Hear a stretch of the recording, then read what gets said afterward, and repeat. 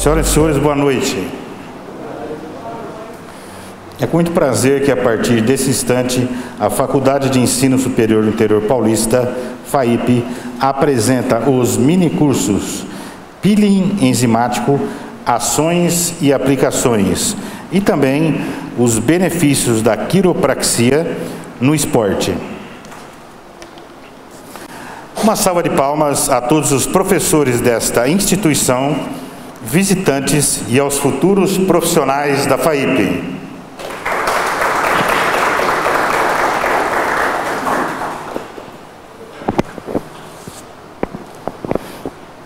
Prezados alunos, professores e convidados, em nome da Faculdade de Ensino Superior do Interior Paulista, FAIP, dou por aberto os minicursos Peeling Enzimáticos, Ações e Aplicações e os benefícios da quiropraxia no esporte. E vamos desejar a todos sucesso e aprendizado a esta comunidade acadêmica. Em pé agora, ouviremos o hino nacional brasileiro. Solicito a fisioterapeuta Letícia que apresente a bandeira nacional ao centro da sala.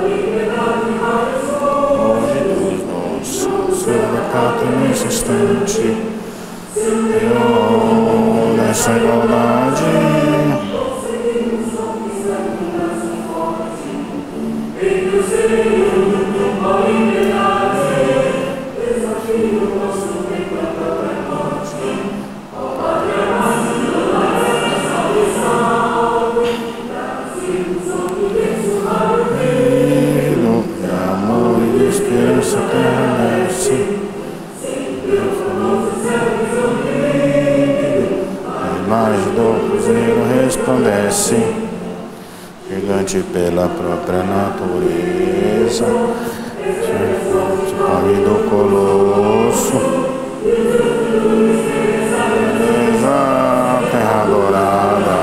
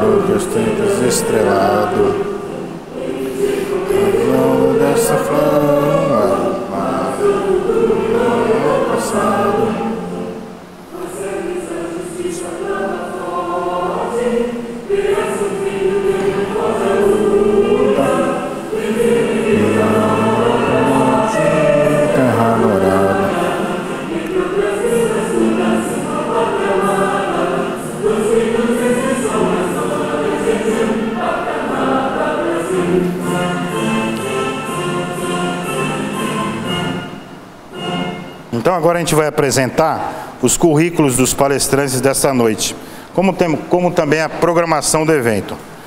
Bom, o professor especialista João Antônio Escarmínio, especialista em quiropraxia clínica avançada e esportiva pelo Instituto André Santos.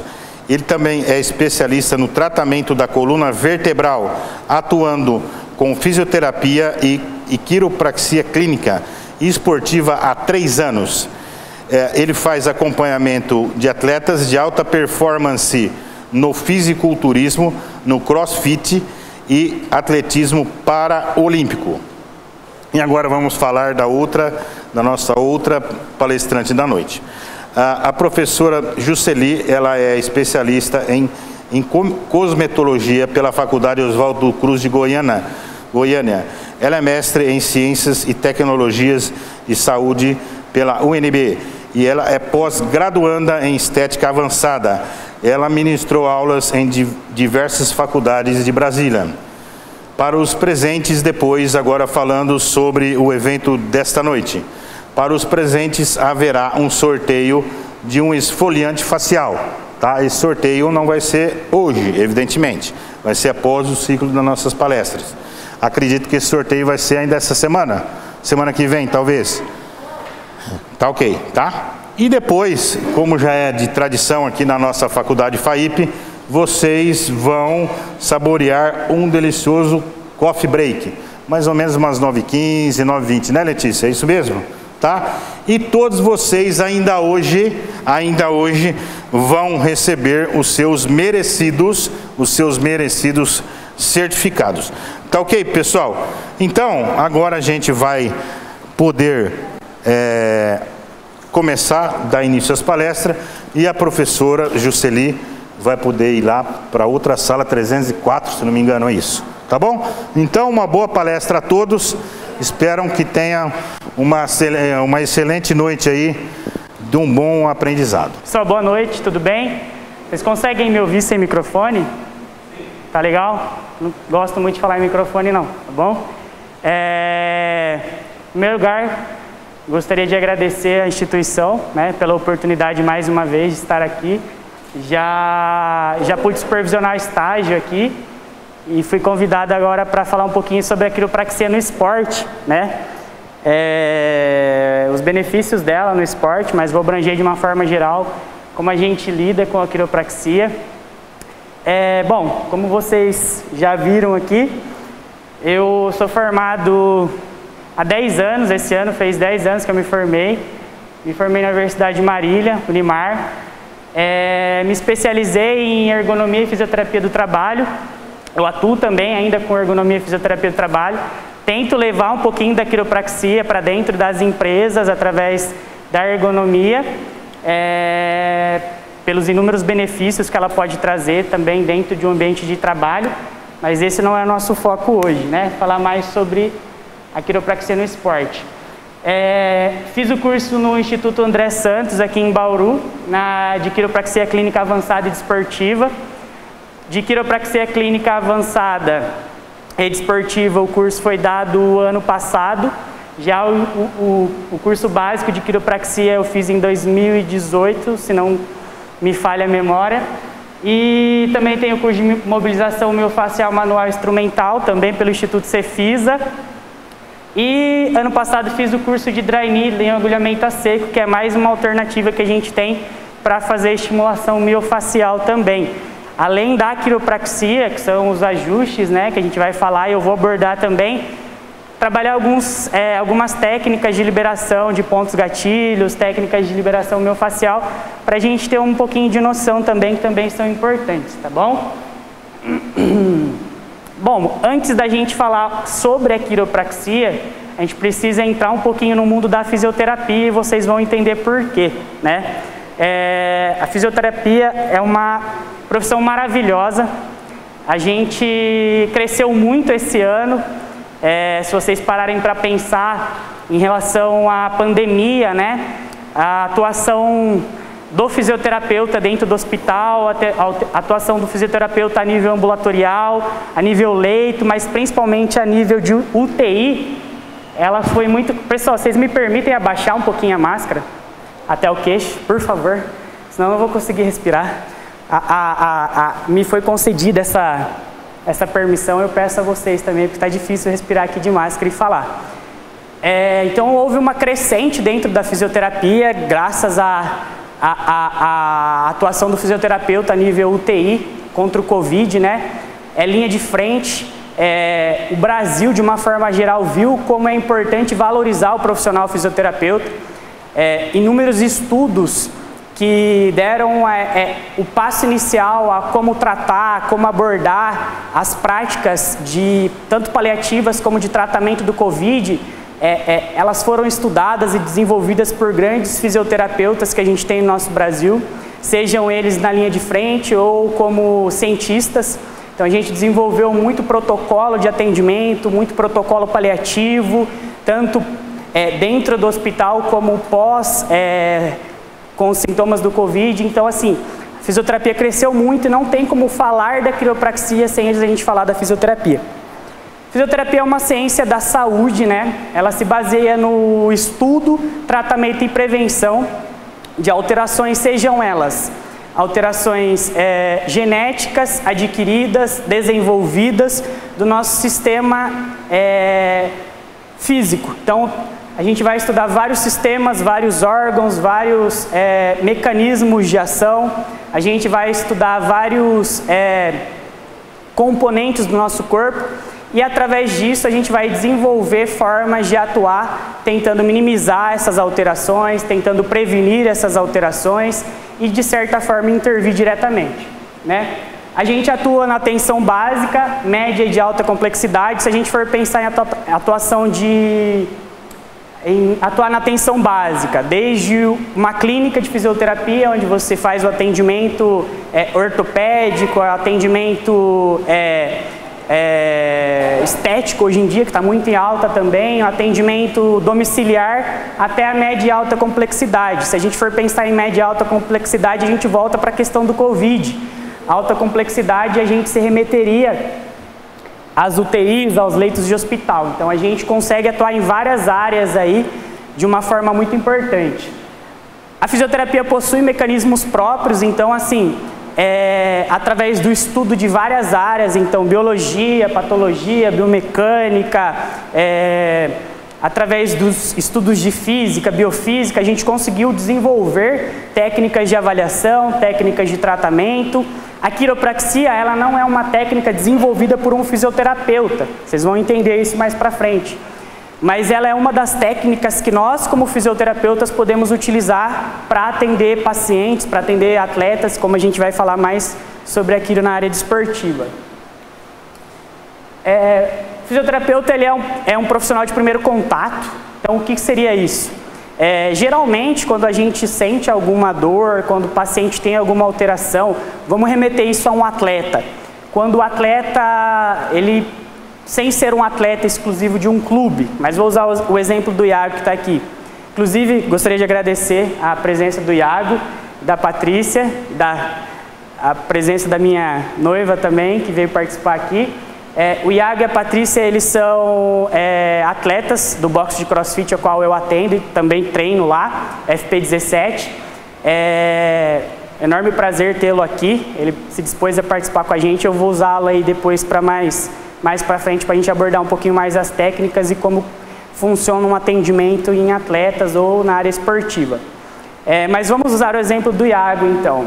O Iago, ele não faz parte de nenhum time, de nenhuma instituição, mas ele é um atleta de alta performance. Ele participa de campeonatos regionais, dentro do CrossFit ele participa de campeonatos. Suponhamos que ele chegue para mim com uma queixa de dor ou uma disfunção que tenha atrapalhado ele na performance ou nos dias de treino dele. Geralmente as pessoas, os não atletas, as pessoas que não participam de alguma atividade a nível de performance alta, ou até atletas rotineiros aí de hobby, geralmente você procura, ou a pessoa procura o atendimento médico para depois passar por um profissional. O fisioterapeuta, ele não tem essa necessidade de que você passe, ou cada um de vocês aqui se já teve essa necessidade, ou a pessoa lá fora. Não existe essa necessidade de primeiro passar com o médico para ele diagnosticar qual é o problema, para ele poder solicitar um exame, fazer certos tipos de avaliação, determinar qual é a situação, para depois encaminhar para o fisioterapeuta. Muita gente não sabe, mas a pessoa pode ir diretamente ao fisioterapeuta, seja uma pessoa que sente uma dor corriqueira ou um atleta de alta performance, exceto se ele faz parte de uma agremiação ou de algum clube especificamente, a pessoa pode ir diretamente ao fisioterapeuta, né?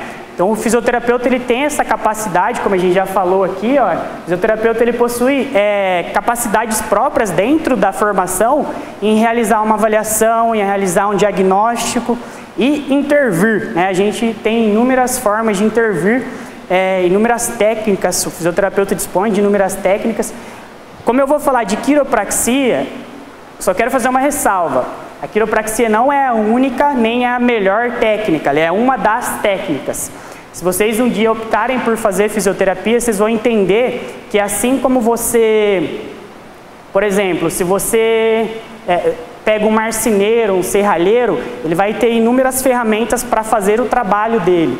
O fisioterapeuta, como ele trabalha com órgãos, sistemas, estruturas diferentes e situações diferentes, a gente tem uma demanda muito grande, a gente tem uma quantia muito grande de técnicas que vão ser efetivas. A terapia manual hoje ela é muito efetiva em tratamento de dor, disfunção, alteração. Mas a gente tem muitas outras técnicas que podem ser utilizadas, tá? A gente vai falar sobre a quiro hoje, mas ela é uma das. Eu tenho outras técnicas que eu atuo, outras formações que eu atuo, mas como a gente veio falar de quiropraxia, eu vou abordar essas aí que a gente já citou. Então o fisioterapeuta, como profissional de primeiro contato, ele tem a capacidade de receber o paciente ou o atleta, independente da indicação médica. Óbvio que hoje tem um avanço muito grande em comunicação entre médico e profissional fisioterapeuta, então o médico sabendo já, ainda mais se é um médico do esporte, ele já indica procurar um fisioterapeuta, né? Hoje o médico já encaminha ao fisioterapeuta para que seja feito o tratamento. Todavia, não existe essa necessidade de que passe-se primeiro pelo médico para depois passar pelo fisioterapeuta.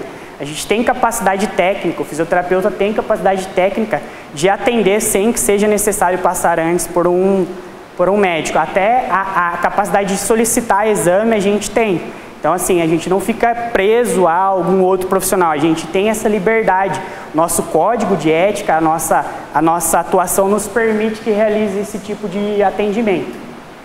Para a gente entender como funciona uma intervenção, seja ela através da quiropraxia, mobilização miofascial, um agulhamento, a gente precisa entender como que é o processo, né? A gente não chega lá simplesmente sem saber o que aconteceu ou só pelo pouco que o paciente ou o atleta fala e já sai implementando uma técnica.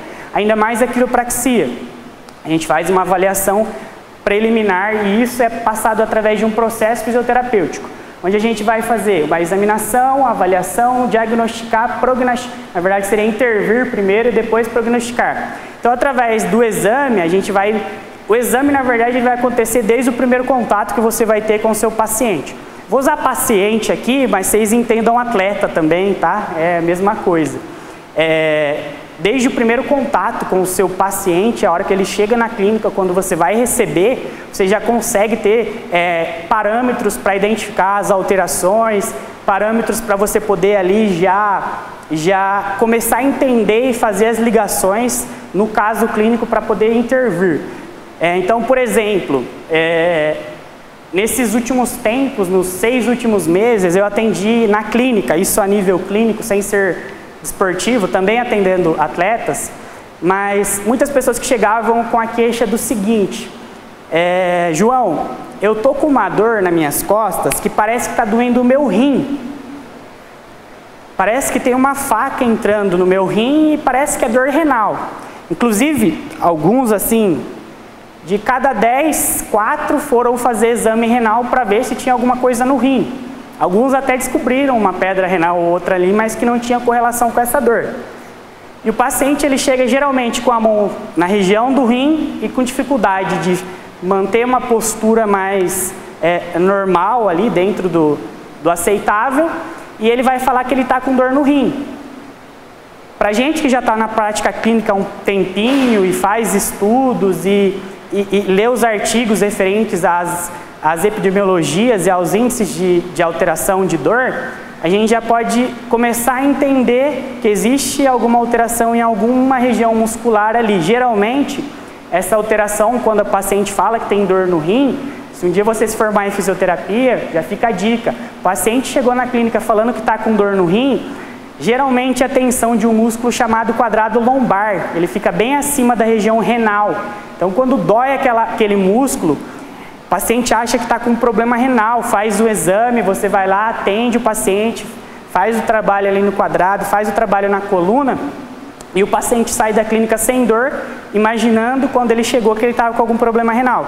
Então, são coisas que você já vai captando desde o primeiro momento que você tem o contato com o paciente até a avaliação por completo. E aí a gente vai avaliar. Para avaliar, a gente tem uma ficha de avaliação, cada profissional opta por fazer sua ficha de avaliação. A nível acadêmico, a instituição ensina como é uma ficha de avaliação. Dentro dessa avaliação, a gente vai ter alguns testes específicos que a gente pode utilizar para avaliar grupos musculares, mobilidade articular, dor, né? Então, a gente tem dentro da fisioterapia algo chamado escala analógica de dor. Então, a escala analógica de dor diz muito pra gente, porque o paciente, quando ele chega com uma queixa de dor, o que ele vai falar para você? Tá doendo. Ele não vai falar assim, ó, eu acho que eu estou com déficit de mobilidade na região lombar e por isso eu estou com dor. A não ser que ele seja da área da saúde, entenda um pouquinho, ele pode fazer essa correlação. Agora, se ele é um paciente que nunca teve contato, ou ele é um atleta que não é da área da saúde, ele vai chegar para você dizendo que ele está com dor. E a gente tem escalas para determinar como é essa dor, como funciona, em que período do dia dói mais, qual é a intensidade dessa dor. Diagnosticar. Por que o diagnóstico é tão importante? Mais à frente a gente vai entender um pouquinho o porquê.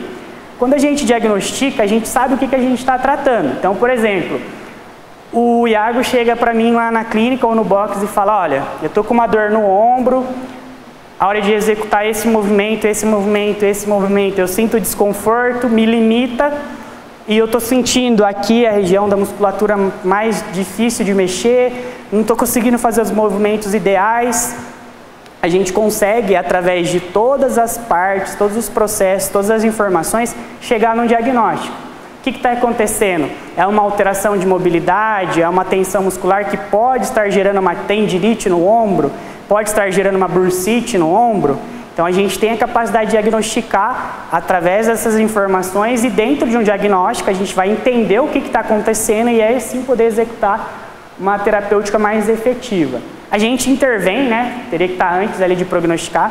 A gente intervém, então aí dentro da quiropraxia a gente vai ter as terapias que a gente vai utilizar, sejam os ajustes articulares, seja a mobilização de musculatura, através dos pontos gatilhos, dry needling, retreinamento neuromuscular. A gente não vai falar muito sobre isso, mas vamos falar um pouquinho mais sobre os pontos, liberação e os ajustes.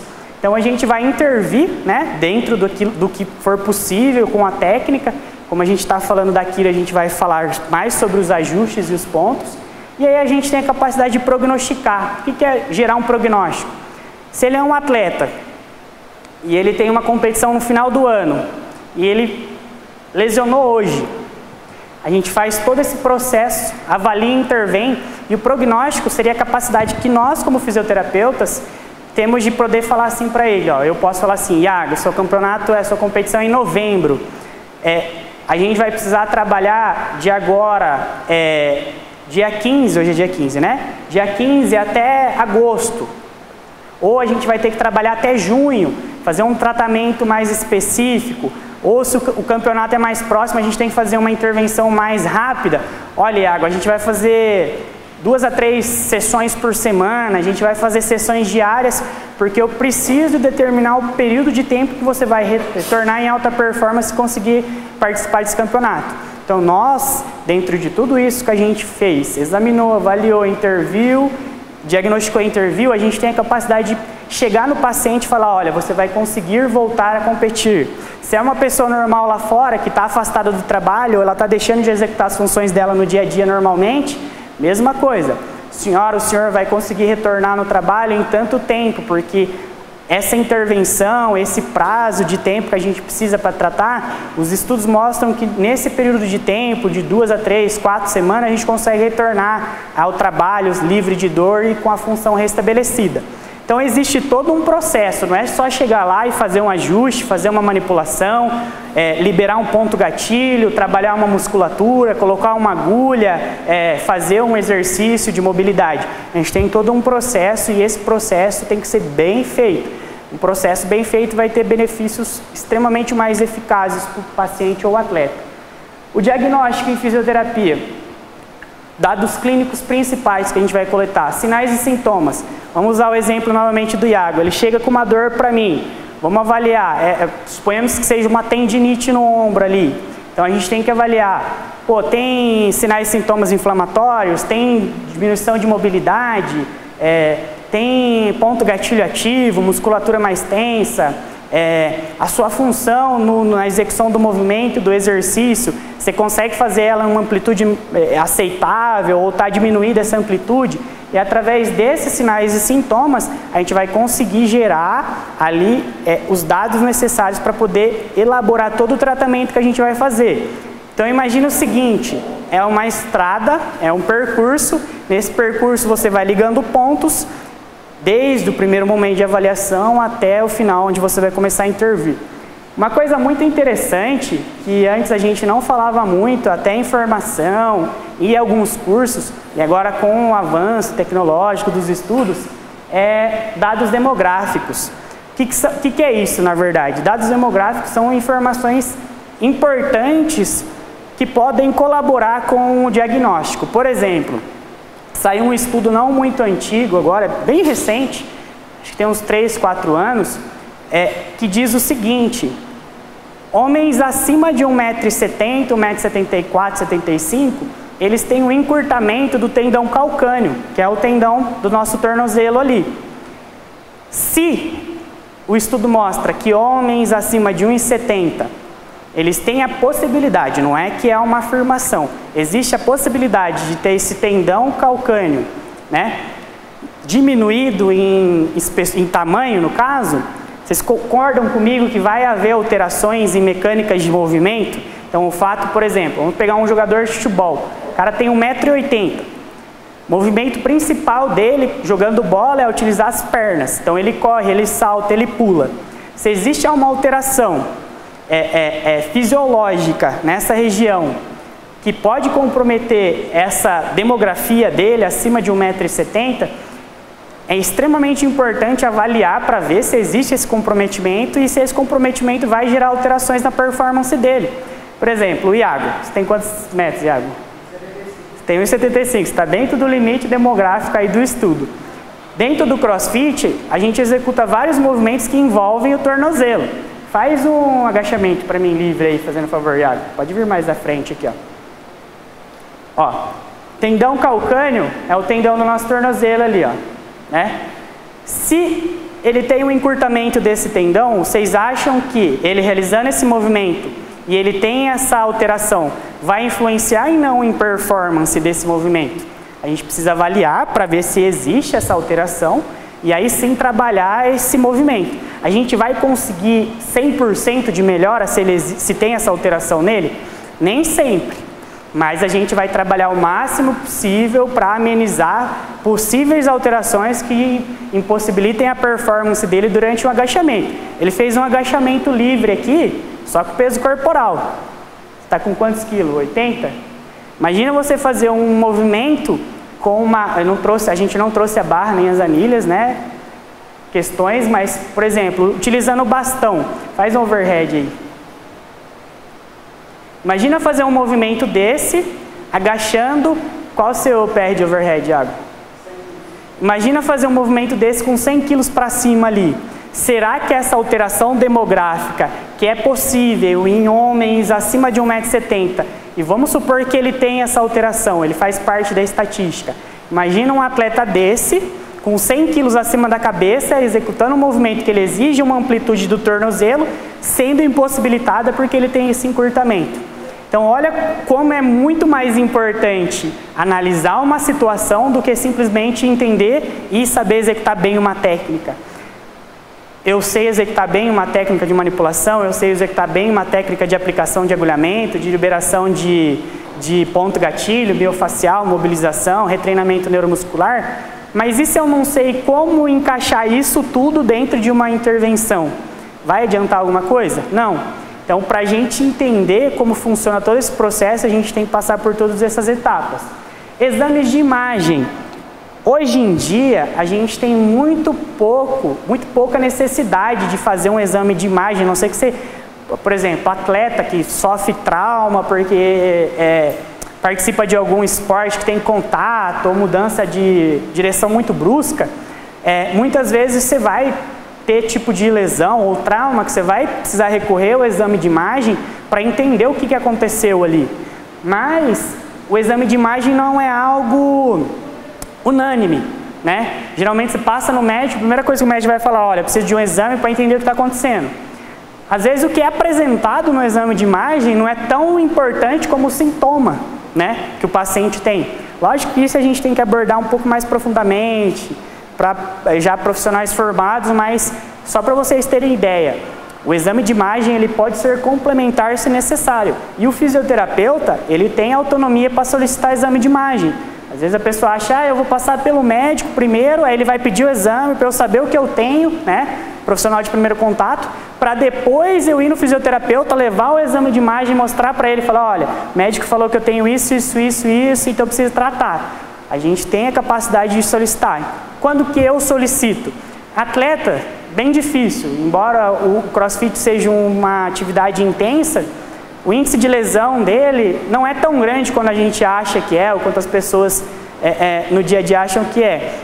Já, por exemplo, um atleta de futebol, trauma constante, impacto constante, contato constante, pode ser que seja necessária a solicitação de um exame. As disfunções mais vistas, ou que vocês devem mais ouvir falar, seja em pessoas normais, sem ser atleta de alta performance, ou atleta cotidiana ou atleta de alta performance. Principal queixa de um paciente ou um atleta quando ele vai falar com você é, tô com dor. Alguém aqui está sentindo dor em alguma região agora? Olha lá, a gente tem 2 pessoas já. Está sentindo dor na onde? Nas costas? Aonde? Qual região das costas? Mostra. Mais na região torácica ali. Está sentindo dor aonde, Michele? Na lombar. A gente já tem uma estatística aqui que, pasmem, 80% da população mundial ou sente ou vai sentir dor na região lombar, que é essa região da nossa coluna mais baixa. Então vocês imaginem, eu fui tentar me atualizar hoje em como está a população mundial, a expectativa para 2050 é de 11 bilhões de pessoas no mundo. 8,8 bilhões de pessoas em 2050 vão ter a possibilidade de estar sentindo dor lombar ou vir a sentir. Lógico, exige um N fatores de risco aí que acabam gerando uma alteração nisso aí. Mas olha como essa estatística ela faz sentido. A gente está em 3, 6, 7, 8, 9, vamos contar com os meninos, a gente está em 10 aqui. De 10, 2 pessoas estão com dor em regiões da coluna específicas. Então, vamos fazer um raciocínio aqui. Alguém aqui já é formado em alguma área? Área do esporte, educação física, nutrição, vocês não têm formação em nenhuma área. Suponhamos que vocês optem por se formar em fisioterapia. Aí você fala assim para mim, como eu tive, como eles têm, como todo mundo que se forma tem aquela ansiedade de acabou de se formar, será que eu vou ter campo de trabalho? Imagina se 80% da população mundial sente dor e você como fisioterapeuta formado, fazendo um curso de quiropraxia ou de alguma outra terapia manual que te permite atender uma coluna, será que você vai ter campo de trabalho, mesmo que seja aqui em Marília? Poxa, se 80% da população no mundo sente dor, a gente tem muito campo de trabalho para atender. Às vezes a gente pensa assim, eu vou me formar, mas poxa, será que já tem muito fisioterapeuta formado, já tem muito profissional da área da saúde formado? Poxa, se 80% da população mundial, quantos mil habitantes tem Marília? 250, 300 mil habitantes. Imagina 80% da população Marília sentindo dor. Pô, a gente tem área para trabalhar aí muito, entendeu? Pandemia agora mostrou isso muito para mim, para todo mundo que trabalha com coluna. Por quê? 6 meses, o maior número de pessoas que eu atendi chegou na clínica dizendo o quê? Ou um atleta chegou dizendo o quê? O atleta nem tanto, que eles se mantiveram mais ativos, mas pessoas não atletas. Tô com dor. Na onde? Lombar. Tô com dor. Coluna. Tô com dor. Cervical. Fala para mim como é o seu dia a dia. Home office. Ah, eu tô de licença do trabalho, eu fico o dia inteiro em casa. Não faço atividade física. Tô com dor. Poxa, se o número aumentou, sendo que a gente já tem um número bem grande de pessoas no trabalho, imagina você se formando daqui 4, 5 anos, então a gente vai estar em 2025, 26. Se a população mundial até 2050 é de 11 bilhões, lógico que a gente não vai atender o mundo, mas provavelmente a nossa população regional vai aumentar. Vocês vão ter muito campo de atuação, não só dentro do esporte. O nosso objetivo aqui é falar sobre aquilo dentro do esporte. A gente vai ter muito campo de atuação. Algumas outras alterações aí mais voltadas para o esporte, que elas acabam sendo fatores de risco ou interferem mais em desempenho e no esporte em si. Encurtamento, fraqueza muscular, alteração de mobilidade articular, isso tudo somado vai atrapalhar em muito o seu atleta se ele não faz um trabalho ali específico. Ah, então o atleta ele só vai ter alta performance se ele fizer quiropraxia? Não, quiropraxia é uma das ferramentas que a gente tem para intervir e poder proporcionar melhora de dor, performance e tudo mais. Então, é extremamente importante a atuação. Se você optar a longo prazo, eu quero ser profissional fisioterapeuta, trabalhar com quiropraxia, osteopatia, eu quero trabalhar com técnica de mobilidade articular tão somente, eu quero trabalhar só com liberação miofascial. Também, além de atletas de crossfit, eu faço acompanhamento de atleta de alta performance dentro do fisiculturismo. Ah, quero só trabalhar com fisiculturista, só trabalhar a liberação miofascial para aprofundamento de corte, melhorar a densidade muscular, para quando ele subir no palco e performar, o músculo dele ali está bem evidente. Ou eu vou trabalhar musculatura, tratando uma lesão muscular. Hoje mesmo atendi um dos atletas, que ele vai aparecer aqui, chegou com uma tendinite no cotovelo, a epicondilite, né, que a gente chama, medial e lateral. Aí o cara vai fazer um movimento lá, vai fazer um supino lá, ou vai fazer um movimento para tríceps, ele não consegue desempenhar o movimento porque dói o cotovelo dele. Então olha como a gente tem campo de atuação aí. Você consegue até olhar para o próprio campo. Quem já tem fisioterapeuta? Você consegue se ajustar? Você consegue se olhar para dentro de si mesmo? Não tem como. É igual você ainda consegue treinar, porque você passa o treino para você mesmo. Mas se o Iago fosse um atleta a nível, vivesse só da profissão de atleta, ele teria que ter alguém acima dele, ó, você vai treinar mais dessa forma, a gente vai periodizar seu treino assim. De verdade, hoje, como profissional que atua com quiropraxia há 3 anos, se eu falar que em 3 anos eu passei por uma sessão ou uma consulta, justamente, lógico, fatores de tempo, de não ter como, disponibilidade, eu não passei. E assim, conheço excelentes profissionais aqui que trabalham com quiropraxia também, e se você perguntar para eles, isso que o Iago falou é muito sério, tipo assim, não tem como um paciente se autoatender, a não ser, por exemplo, se eu pegar uma agulha e colocar, tem como, mas um autoajuste ou uma automanipulação, lógico, a gente tem essa capacidade, eu como profissional tenho a capacidade de me autoavaliar, mas óbvio que eu preferiria ir em um terapeuta me atender. Então, independente, óbvio, da profissão, a gente está participando de estão tendo vários mini cursos aqui, mas a fisioterapia, se algum dia alguém chegar para você e falar assim, olha, não faz fisioterapia, porque não tem campo, não ganha dinheiro, não tem retorno financeiro. Se você pegar Ronaldo, quando ele jogou a Copa de 2002, ele só jogou por causa de um fisioterapeuta. A cirurgia foi um sucesso, o ortopedista fez a cirurgia que foi um sucesso. Só que ele tinha, se eu não me engano, acho que tinha um prazo de 4 a 6 meses para se recuperar para poder participar da Copa. O Filé é um fisioterapeuta excelente, hoje ele não ministra mais cursos, ele desenvolveu, através do atendimento do Ronaldo Fenômeno, ele desenvolveu uma técnica que hoje é utilizada por todos os melhores fisioterapeutas dentro do esporte, dentro do futebol. Vocês lembram na Copa de 2018, quando o Marcelo teve a lesão na lombar? Olha como é importante. O atleta está livre de lesão, a gente como fisioterapeuta, e deixa para falar um pouquinho mais para frente, nós como fisioterapeutas, a gente consegue prevenir lesão? A gente não consegue prevenir lesão.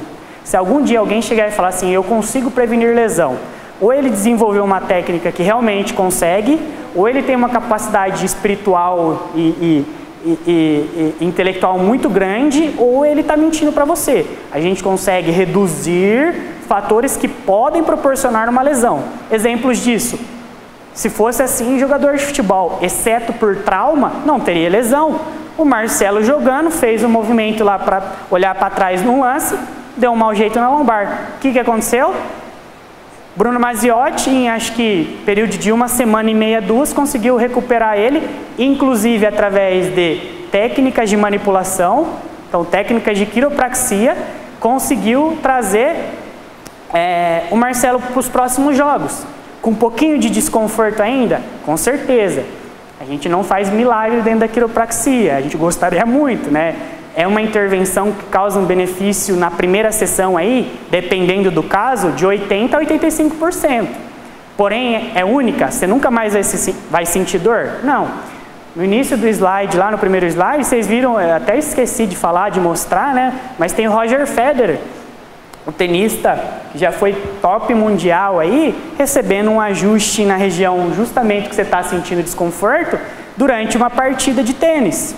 Né? Mais à frente vai ter mais 3 atletas ali que vocês vão ver que eles são atletas a nível mundial, considerados aí lendas, que fazem ou faziam, no caso a nível mais performance, acompanhamento quiroprático.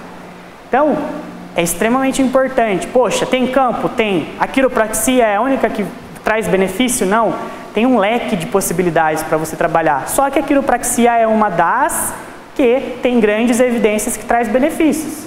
É a mesma coisa assim, a gente está na era da pandemia aí. Se eu falar para vocês que tomar vacina traz benefício e tomar água traz benefício, a vacina é comprovada cientificamente, a água não. Vocês vão optar em fazer o quê? Aquilo que faz efeito. A ciência mostra que terapia manual, seja quiro, ósteo, liberação miofascial e todas as terapias manuais são efetivas. Então você não vai fazer um curso em uma área dentro da fisioterapia que não traz efetividade. Você vai trabalhar com aquilo que traz efetividade. Disfunções psicossociais. Durante muito tempo esse lado aí ele foi deixado de lado. Essa abordagem foi deixada de lado. Por quê? Porque a gente sempre imaginou a pessoa como uma máquina. Então, o corpo ele é uma máquina, que ele tem engrenagens, que essas engrenagens elas se alinham e o corpo funciona de forma ideal. As engrenagens seriam músculos, ossos, tendões, ligamentos, articulações. Só que o corpo humano, o ser humano, vai muito além disso. Disfunções mais evidentes psicossociais hoje em dia que geram alteração a nível corpo, principalmente se a gente falar de atleta. Medo, principalmente o medo ao movimento. Se a gente pegar um atleta que sofreu muito com isso, não conheço pessoalmente, mas já li alguns artigos, algumas coisas, um atleta que sofreu muito com isso e não conseguiu voltar em alta performance, mesmo tendo uma reabilitação boa, foi o Paulo Henrique Ganso, que eu acho que hoje joga no Fluminense. Ele já deu relatos de que a lesão dele trouxe aspectos emocionais tão grandes que ele não conseguiu se recuperar de forma efetiva. Até acho que ele reincidiu numa lesão lá, mas não foi de ligamento, foi de muscular, mas com envolvimento da mesma lesão inicial. E ele tem, numa das entrevistas que eu vi, que foi para um canal de fisioterapia, ele falou, ele sente medo de realizar o gesto esportivo, como ele realizava antes, porque ele tem medo de se lesionar de novo. Extremamente aceitável, ele é um ser humano como qualquer outro. Só que a exigência de um clube de futebol, a exigência de um esporte vai ter que, olha, ou você rende ou a gente não vai mais contar com você. Alta performance, um atleta de crossfit, por exemplo, o Anderson Primo, não sei se vocês conhecem, é o pentacampeão brasileiro agora, né?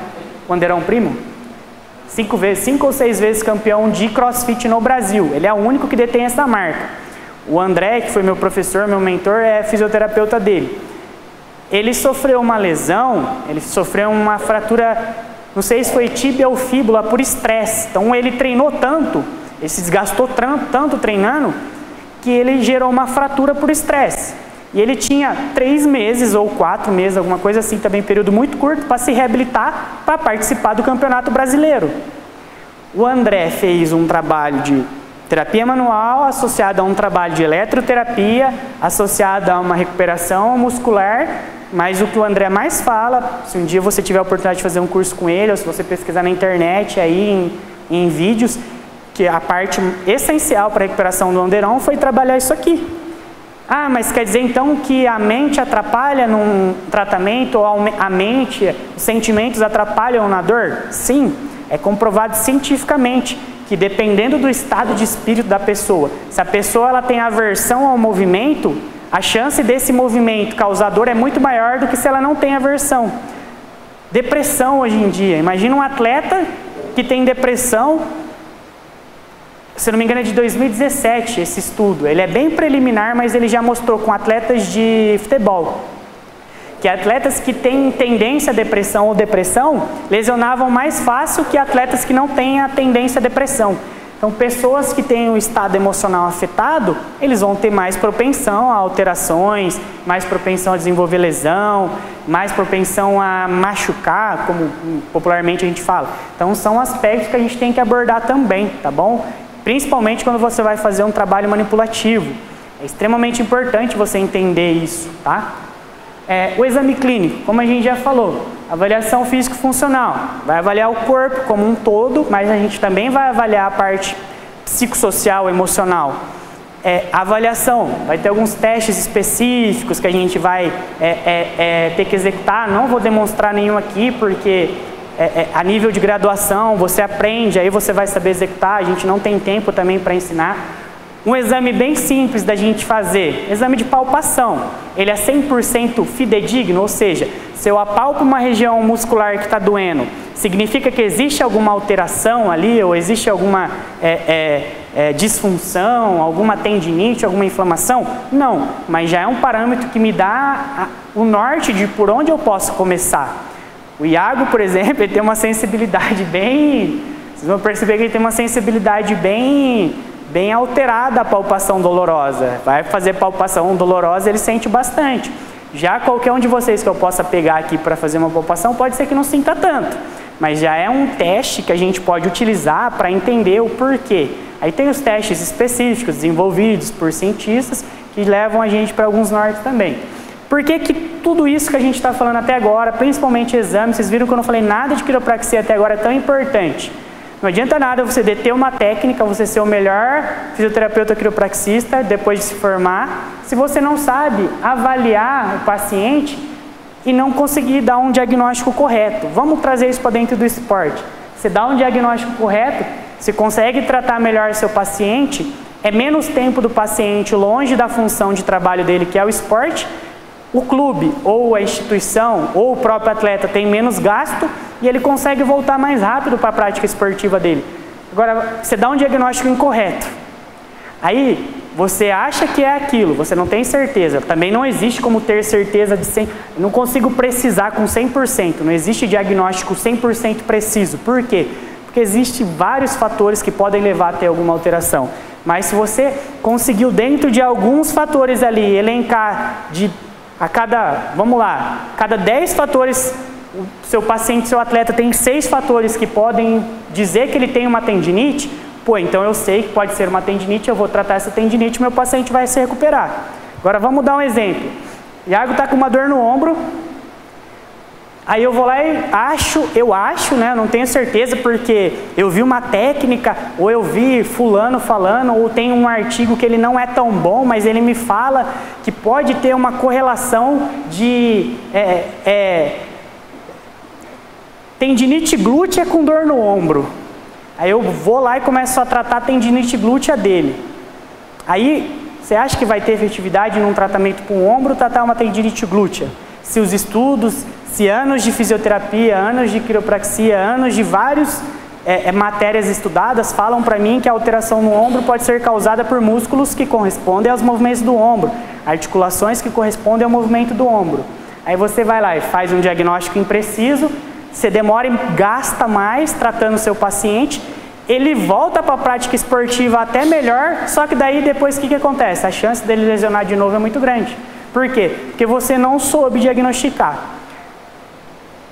A gente é como se nós fôssemos atirar uma flecha no alvo. Existe o alvo ali.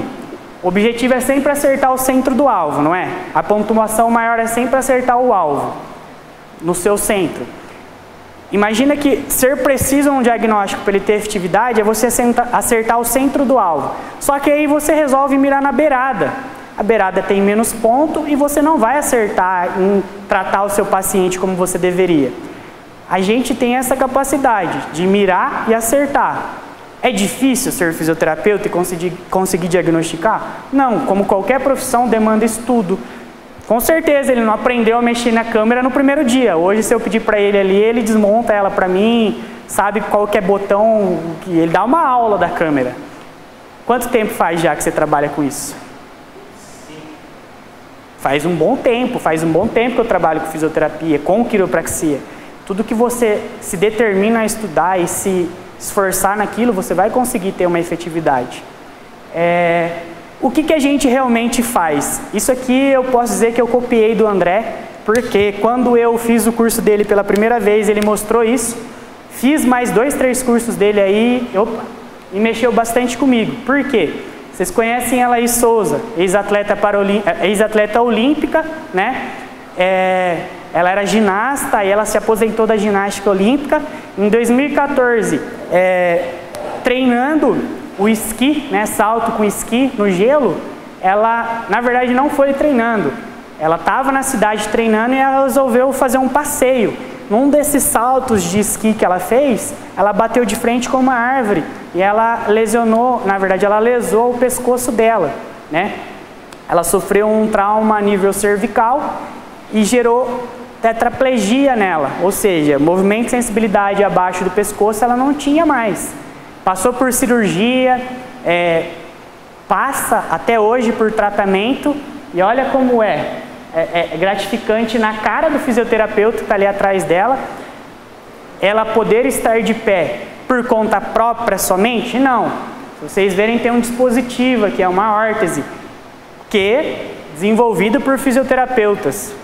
Ou seja, a gente não atua só de forma corpo, contato, a gente atua até ali, ó, criando um equipamento que proporciona para ela estar de pé.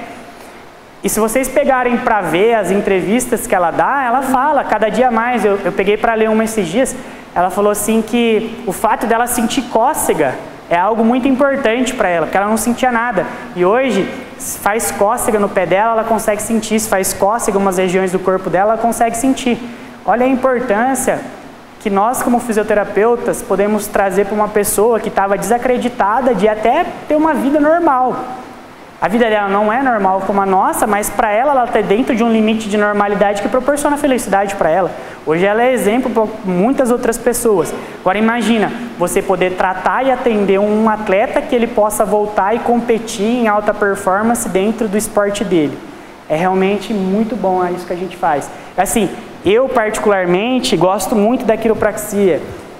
Atendo com outras técnicas, mas você poder atender um paciente, um atleta e ver a melhora dentro do consultório ali em uma única sessão, com outras sessões, mas na primeira você já poder trazer função, você trazer benefícios para o paciente é muito importante e é muito gratificante também, tá?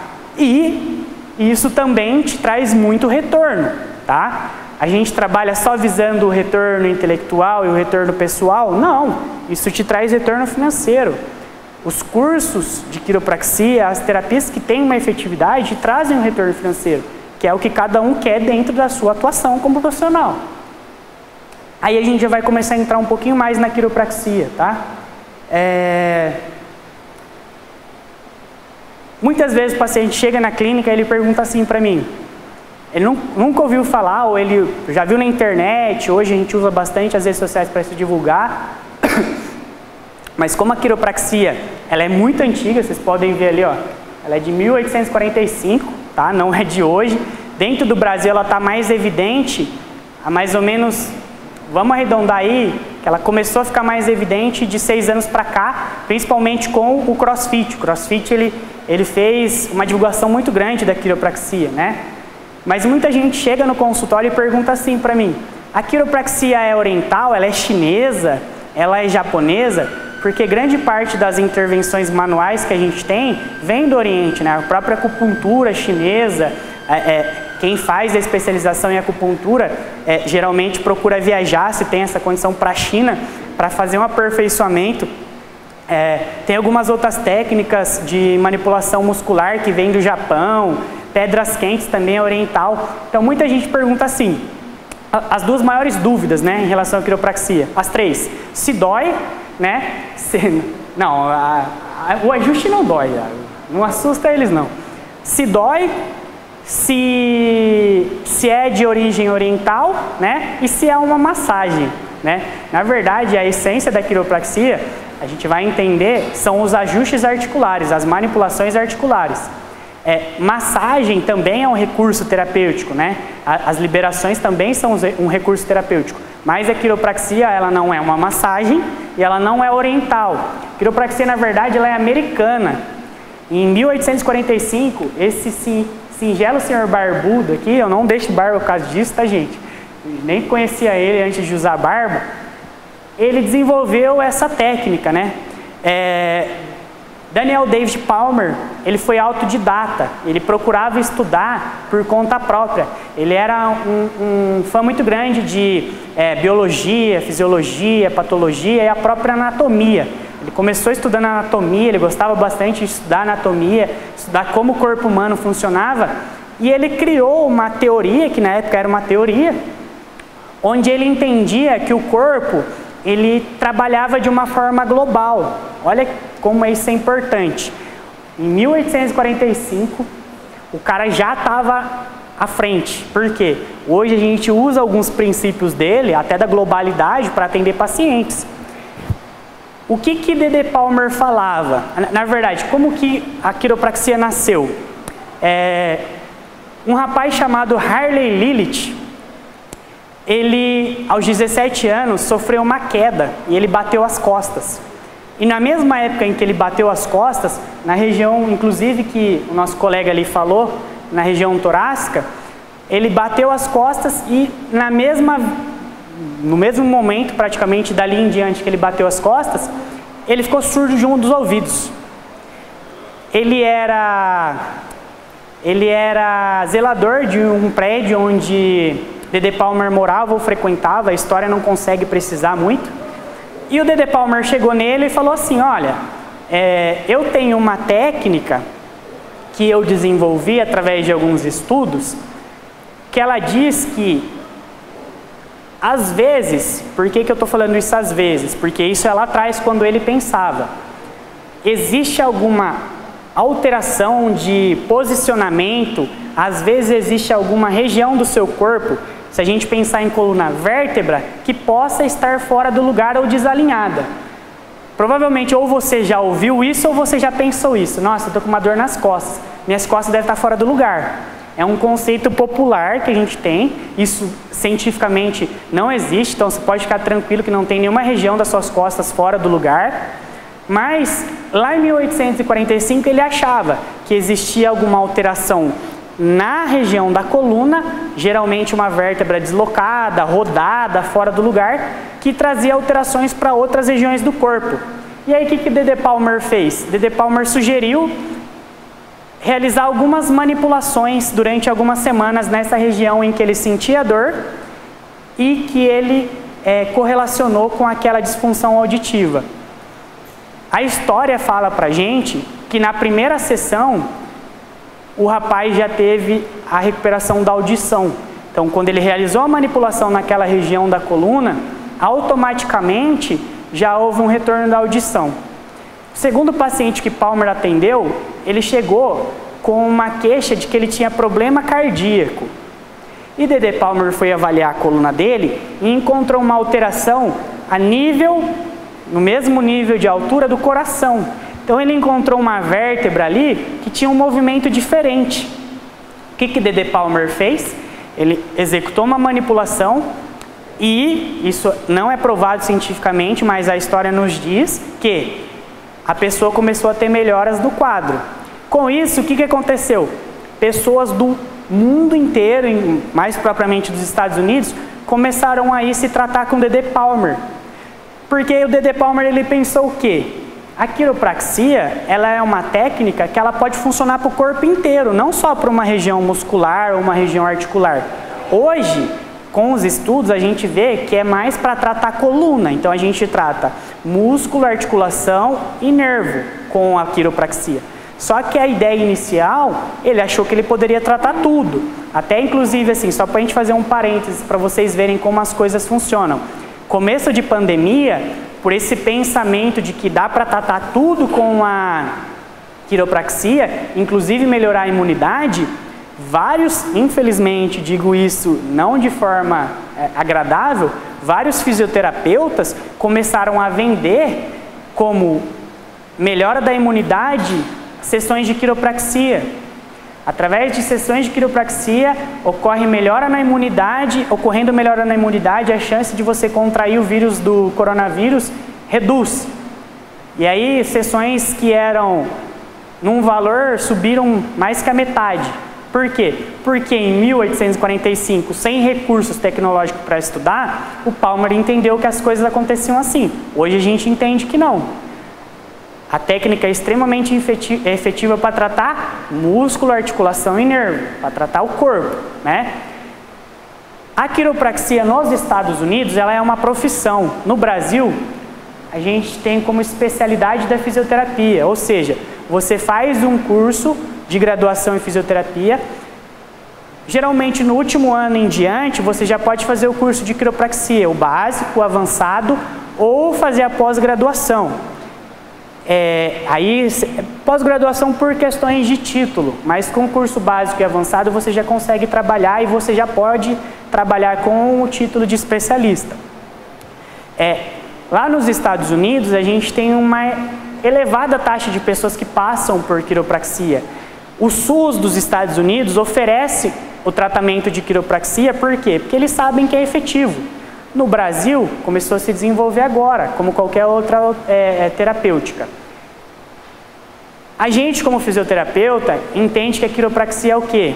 Ela é uma técnica que permite a gente diagnosticar, tratar e prevenir disfunções no nosso sistema musculoesquelético. Então, a gente trata músculo, a gente trata articulação, coluna, a gente trata ligamentos, a gente trata nervos com as manipulações, com mobilizações.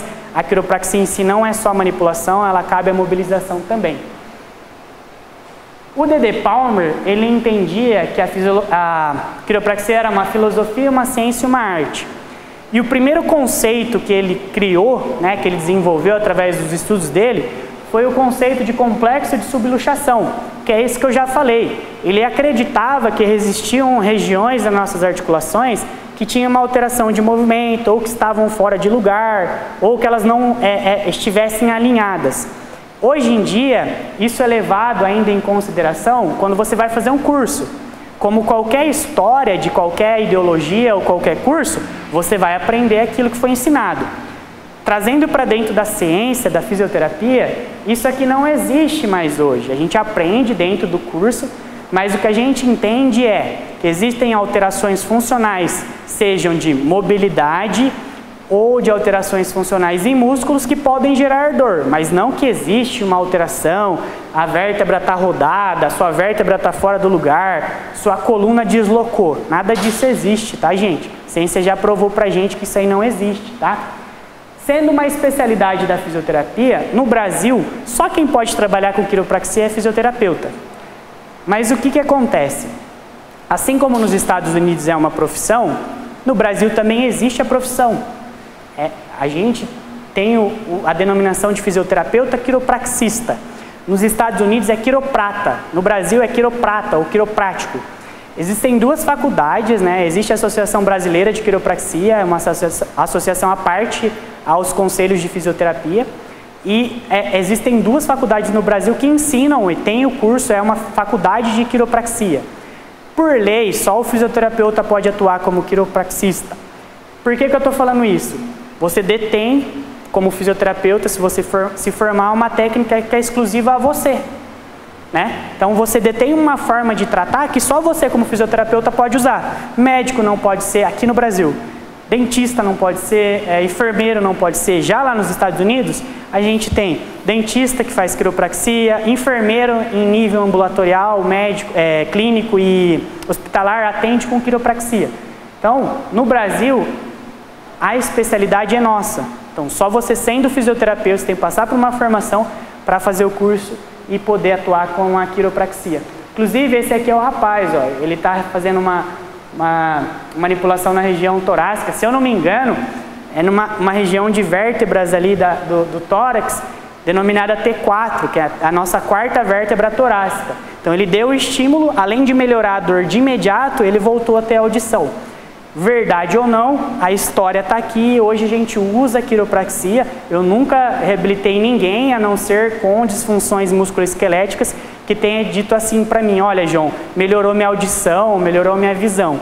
A gente tem benefícios aí da quiropraxia, alívio de dor, alívio tensional, melhora da qualidade do sono, melhora de performance atleta, diminuição de riscos de lesão, mas essas outras alterações aí a gente não tem tanto evidente não. A quiropraxia, ela tem 32 princípios, na verdade. Os 3 princípios, se a gente for falar de 32 princípios aqui, a gente vai ficar a noite inteira. E olha que eu falo bastante, né, gente? Vocês já devem estar cansados já, mas daqui a pouco a gente vai pro coffee. São 32 princípios. Os principais são inteligência inata, equilíbrio, estrutura, função e globalidade. O que seria inteligência inata? Olha como o D.D. Palmer era um cara à frente da sua geração. Inteligência inata nada mais é do que entender que o nosso corpo ele tem a capacidade de se autocurar, desde que sejam dados estímulos externos ou internos. Por exemplo, quando a gente está com uma infecção, você vai no médico, o médico faz o quê? Ele vai te dar um antibiótico no nível daquela infecção para você tomar durante algum dia, para o seu sistema imunológico criar substâncias e componentes que combatam essa infecção. Só que o seu corpo, por conta própria, ele tem essa capacidade de produção dessas substâncias. A diferença é que vai demorar mais, dependendo da infecção, tem que ser dado um estímulo específico. O que o D.D. Palmer entendia? Ele entendia que o corpo tinha a capacidade de se autocurar. Lembra que ele fez a manipulação achando que ia voltar a audição, voltou. Só que ele achava o seguinte, tem que funcionar de alguma forma. Na cabeça dele, todos os problemas físicos teriam solução a partir de manipulações articulares, dependendo das regiões que você manipulava da coluna. Todas as nossas vértebras, das nossas vértebras saem inervações que são responsáveis por força, sensibilidade e movimento. Então, cada nível, cervical é parte cabeça, torácica é parte de tronco, lombar é parte de quadril para baixo das nossas pernas. Então, ele entendia que o corpo ele tinha essa capacidade de autocura, só que tinha que ter dado um estímulo. Então, era um dos princípios. Faz sentido isso hoje em dia? Faz muito sentido. Por quê? Existe uma coisa dentro da ciência, ou dentro da fisioterapia, que chama neuroplasticidade. Vocês já viram uma pessoa que sofre um AVC ou um derrame, popularmente chamado, e aí nos primeiros períodos ela fica acamada, perde movimento, e depois fazendo o tratamento ela consegue, própria Lei Souza, perdeu, lesionou a medula, perdeu o movimento, hoje ela consegue fazer alguns movimentos. Isso acontece graças à neuroplasticidade. O que é a neuroplasticidade? Capacidade que o nosso cérebro encontra de se reformular e fazer uma função que ele perdeu. Então, por exemplo, o cara que sofreu um derrame, um AVC, ele inicialmente perde a função ali de um movimento do membro superior dele, do braço dele. Aí o fisioterapeuta vai lá, trata, atende, faz mobilização, faz treino de força, tal. Às vezes ele não consegue recuperar 100%, mas ele consegue recuperar o movimento. A região do cérebro onde ocorreu o derrame, o AVC, está comprometida. Só que o cérebro encontrou uma forma de se reprogramar e fazer aquela função que foi perdida. Inteligência inata. O corpo tem a capacidade de se curar sozinho, basta que seja dado um estímulo. Em 1845 o cara já tinha a ideia de coisas que hoje a ciência estuda e mostra pra gente que está salvando vidas, né? Outro princípio importante, que esse é um dos mais que a gente mais utiliza, é o equilíbrio estrutura e função. O que seria isso? Se tem uma estrutura que não está funcionando como deveria, vai causar alterações na função. Tornozelo do Iago. Tem uma alteração ali porque o tendão dele calcâneo tem uma diminuição de comprimento porque ele tem acima de 1,70 m, que é o que o estudo nos fala. Se existe essa alteração na estrutura, ele não consegue fazer um agachamento como ele deveria. Aí ele não consegue render fazendo um movimento com a carga que ele faz, ou seja, altera uma função. Então, D.D. Palmer entendia que a partir do momento em que ele manipulava uma região, uma estrutura, ele conseguia melhorar a função. Ele manipulou a torácica, melhorou a função auditiva. E por último, a globalidade. O corpo é visto de uma forma geral. A gente é um sistema único. Temos vários órgãos e sistemas independentes, mas que para eles funcionarem, eles dependem de uma generalidade, de uma integridade. Adianta você ter um coração, um pulmão, um fígado e não ter um rim, ou os rins? A gente não teria a filtragem de nutrientes, filtragem de toxinas ou filtragem de outras substâncias e o nosso corpo não funcionaria como deveria. Então, D.D. Palmer acreditava que através da quiropraxia a gente melhorava a globalidade do nosso corpo de uma forma geral. Por que a gente manipula? Por que a gente, como fisioterapeuta, por que eu que atendo atleta, por que eu que atendo uma pessoa com dor na coluna, eu opto pela manipulação? Porque os estudos falam pra gente que quando a gente faz uma manipulação, a gente consegue devolver o movimento dentro da amplitude normal dele. O que é isso? Por exemplo, se a gente pegar e estender o nosso braço faz um ângulo 180 graus. É uma amplitude ideal. Suponhamos que uma pessoa sofra um acidente, frature alguma região e ela não consegue fazer a extensão total do braço, ou seja, dentro da mobilidade ideal que o nosso corpo foi criado, ele não tem essa amplitude total. Isso acontece só em casos de acidente? Não. Quando uma pessoa tem dor, vocês já sentiram dor? Que às vezes você vai fazer esse movimento aqui e você não consegue chegar no chão? Ou você vai tentar estender a coluna e você não consegue? Geralmente acontece quando você acabou de acordar e você está com dor nas costas. Aí você vai levantar da cama, você tem que dar aquela respirada funda, e aí você vai se mexendo. Ou seja, existe uma alteração no movimento. Essa alteração no movimento geralmente leva à dor, geralmente é no sistema músculo-esquelético, ou seja, músculo, articulação e nervo e tendão está afetado, e aí você não consegue realizar o movimento na sua amplitude ideal. No momento ali, beleza, vai passando 1, 2, 3 meses, 6, 2 anos, 3 anos, você começa a perder o movimento ideal, porque isso cronificou. Então, a manipulação devolve, se tratada inicialmente, ela vai ter uma resposta muito mais benéfica. Para um atleta, se o Iago perde um movimento ali, vamos supor, o Iago ele trabalha com isso, então ele treina todo dia, ele faz práticas de mobilidade basicamente todo dia, ele faz acessórios de mobilidade basicamente todo dia, então a mobilidade dele é dentro do ideal para o corpo dele. Agora vamos supor que ele tem uma alteração de mobilidade do quadril. Na hora dele agachar, ele não consegue quebrar a paralela. Quebra uma paralela aí para eles entenderem o que é. Esse movimento é quebrar a paralela. Quando você passa de 90 graus, fica em 90, Iago. 90 graus é uma paralela. Quebrou paralela é quando você passa de 90 graus. Vamos supor que o Iago tem uma alteração no quadril e ele não consegue quebrar a paralela.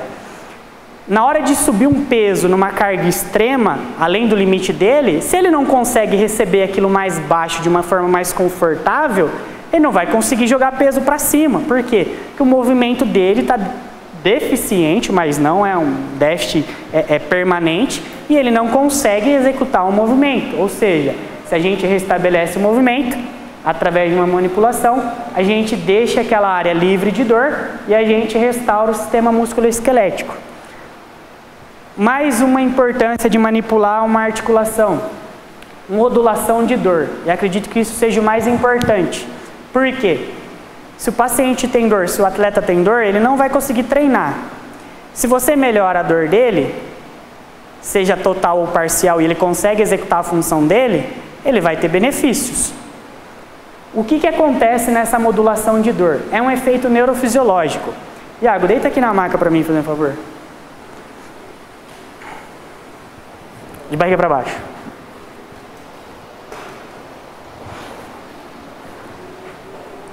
Região lombar, se vocês quiserem vir mais para cá para poder ver, tá?